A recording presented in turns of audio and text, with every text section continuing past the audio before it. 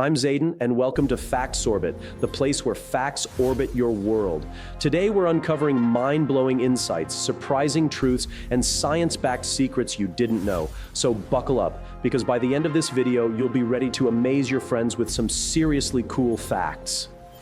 Look at this, rare footage from 1933. You're seeing a dog-like creature, pacing nervously in a cage. This is a Tasmanian tiger, one of the very last of its kind. It died in 1936, and the species was eventually declared extinct. But now scientists are attempting to bring it back, and it's not alone.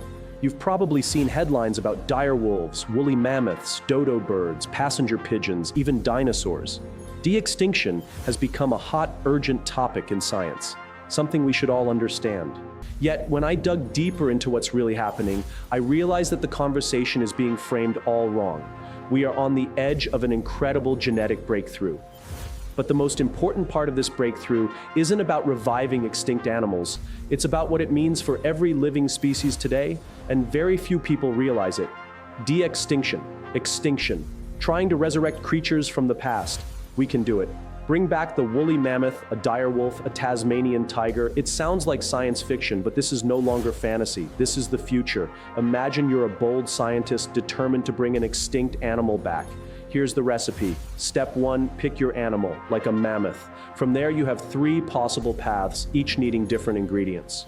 First, you could take a close living relative and selectively breed it over generations until you produce traits resembling the extinct species. This is called backbreeding, and it's the same process that turned wolves into dogs like my Thor. But instead of creating something new and adorable, you're recreating something old. It can work, like with the quagga, a subspecies of zebra from South Africa, hunted to extinction by 1883.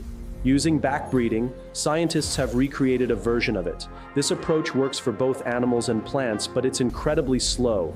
It takes countless generations, and it's a guessing game. You can't predict which genes will appear or disappear. It's exciting, but ultimately limited. Option 2, think Jurassic Park. Dinosaur DNA from a fossilized mosquito, and then cloning the animal. In real life, though, cloning requires more than DNA. You need a living cell.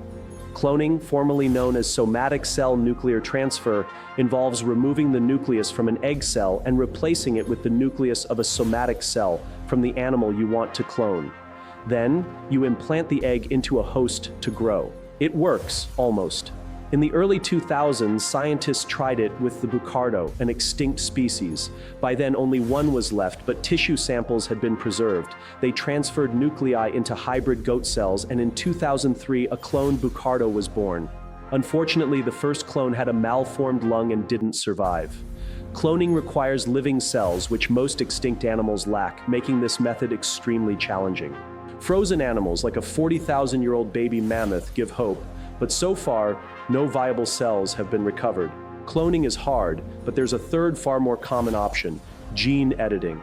Imagine DNA as a stack of blocks. One controls skull shape, another ear size, another a thick coat. Together, they build the animal, but DNA, like cells, has a shelf life. Once an animal dies, its DNA fragments until it's gone. That's why we can't revive dinosaurs. The DNA is too damaged. For animals that went extinct more recently, or were frozen, scientists can identify missing pieces and recreate them in a living relative. By comparing DNA blocks of the extinct animal with a close relative, they edit the DNA to resemble the extinct species. This is what's happening with woolly mammoths and direwolves, but they won't be exact replicas of their extinct ancestors. In fact, people online were quick to point out that these aren't truly direwolves at all. It's more accurate to think of them as genetically modified gray wolves, but that's deliberate. Scientists are carefully selecting which traits to modify, aiming to achieve the desired results while making the fewest changes possible. I asked the lead scientist on the direwolf project about this. He said, "Whenever we alter the DNA sequence in an existing genome, there's always a risk of unexpected consequences. I want the animals to be healthy, so my goal is to make the fewest changes needed to restore the key characteristics." So, de-extinction may have a branding problem. Some argue that this isn't true de-extinction, and technically they're correct. But scientists aren't trying to recreate exact copies of extinct animals. They're aiming to restore the traits and ecological roles those animals once played. In the end, Whether these are true direwolves or not doesn't really matter. Calling them that makes a catchy headline, but it isn't scientifically precise.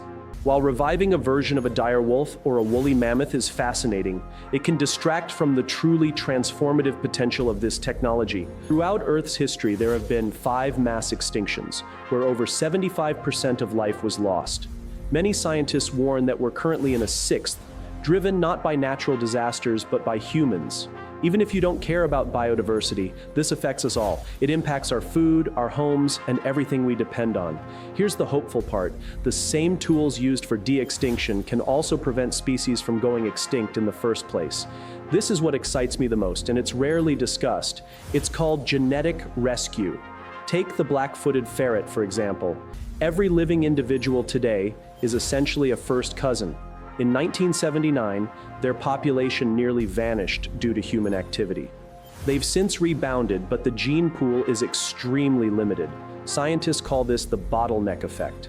Low genetic diversity makes populations vulnerable to disease and genetic defects. Now, scientists are exploring gene editing to restore diversity. They can take DNA from a museum specimen from a century ago, sequence it, and edit it into living ferrets. This is one way to bring diversity back. Another example of using minimal gene editing to save a species is the northern quoll in Australia. Look how adorable it is. But this species is predicted to disappear from the wild within the next 10 years, and the reason is this guy, this toad. This is the cane toad, an invasive species with a deadly skin toxin. When our little carnivorous quolls eat one, they die instantly. Scientists discovered that it's a single letter of genetic code that determines whether a quoll dies from a cane toad or survives. Just one letter. They're now working to introduce this tiny change into the population, allowing quolls to safely eat cane toads, potentially saving the species. In theory, this approach could do even more. Not just poison resistance, but disease resistance, heat resistance. Projects are underway for coral reefs too. It's massive if it works. So why bring back extinct animals at all? That brings us back to the Tasmanian tiger. Humans hunted them until none were left. Without the tiger, Tasmania lost its apex predator, a keystone species with enormous influence over its ecosystem. Without them, wallabies and kangaroos exploded in number, overgrazing shrubs and bushes, which in turn affected bird populations. The landscape itself changed, putting other species, like the Tasmanian devil, at risk. Devils developed a bizarre disease, a transmissible facial cancer. Apex predators would naturally cull sick animals, reducing the spread of such illnesses. By removing the Tasmanian tiger, we triggered a butterfly effect that continues to ripple through the ecosystem. Some scientists propose that restoring the Tasmanian tiger may be the only way to bring balance back. Tasmania is isolated, and there is no other species capable of fulfilling the tiger's ecological role. Could it actually be done? Scientists are following the steps. Identify the animal, sequence its DNA, find a close relative. The thylacines' closest living relative is genetically 99.9% identical. Then, they'd edit the remaining 0.1% to recreate a thylacine cell. Wait, a mere 0.1%? That's actually a huge amount genetically, and it will take a very long time to accomplish. At this point, you might be thinking, haven't we learned from Jurassic Park? What are the consequences of reintroducing predators into environments that haven't seen them in decades? When is it right to use this technology, and when is it not? How do we get this right? Interestingly, many animals still recognize the thylacine. Scientists released replica thylacines into Tasmanian bushland, and prey species reacted immediately, even after over a century. Foxes and goats didn't care, but the thylacine commanded respect. But what about the tiger's instincts? How much is nature and how much is nurture? This is debated. I personally doubt we'll ever see wild thylacines again. Advocates argue that predator behaviors are hardwired. Look at domestic cats. They've lived with humans for hundreds of generations, yet the moment a mouse moves or a feather twitches, their pounce instinct is immediate. We won't know for sure until we try.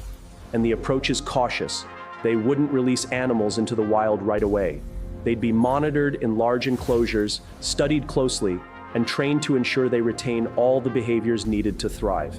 Best case, we're still decades away from a wild Tasmanian tiger, but the technology is arriving, and the conversation needs to happen now. It's fun to imagine Jurassic Park or bringing back direwolves, but we must remember, we are manipulating billions of years of evolution. The stakes are enormous: ethical, environmental, and moral. There's risk of devastating ecosystems, and risk if we fail to act. For me, the most hopeful, potentially revolutionary aspect isn't reviving extinct animals. It's using this science to preserve the animals and ecosystems we still have today. De-extinction science is conservation science. We have a responsibility to act in the world we've altered before we understood the consequences. The real debate about de-extinction isn't what is a dire wolf, it's what responsibility do we have to the world we created? And that's a wrap on today's orbit of facts. Which of these blew your mind the most? Let me know in the comments below. If you loved these insights and want to explore more amazing facts about science, life, and the universe, make sure to hit that subscribe button and ring the bell so you never miss an orbit with Fact Sorbet. Thanks for watching, and I'll see you in the next video, where curiosity never stops spinning.